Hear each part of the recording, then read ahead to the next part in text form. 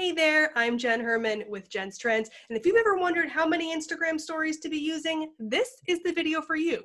How frequently should you be posting them and how many in a sequence? That's what we're going to answer really quickly. So, frequency. More is better. And yes, this is the opposite of what I say for the feed, where on the feed I say less is more. On stories, more is generally better. People are on there consistently, and your stories only last for 24 hours. It's your chance to get in front of them, get that relationship opportunity to connect with them. All of these great ways to connect via stickers, via direct messages, all of these things are going on, but if you're not creating stories, you're not engaging in that behavior. So more is generally better. Do not, however, just post them for the sake of posting. We still want all of our stories to be on brand, on message, on purpose, and be valuable to our target audience. We're not just checking the box to say we did it that day.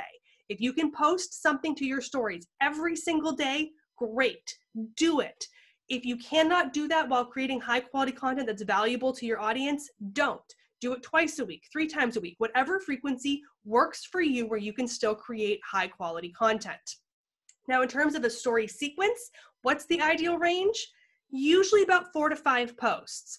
3 is basically the minimum. Now, there are times where you may want to only do a single, post update or only 1 or 2, and that's okay. But ideally, 3 is the minimum requirement because you want a story to have a beginning, a middle, and an end.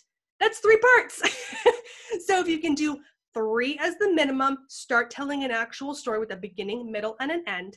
Usually by about 5, we start to see drop off, and by 7 posts, we see huge retention issues. If you think about the average story, a post, which is either a photo or a text-based post, plays for about 6 seconds.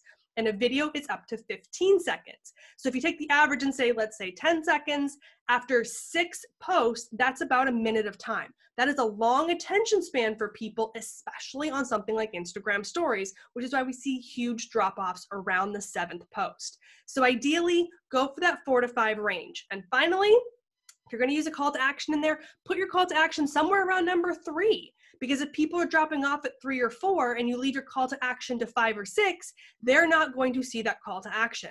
Find a way to include your call to action creatively in the middle of your story so that you get better engagement and conversions on those calls to action. And those are my best tips for quickly getting more success with your Instagram stories and how you should use them and when.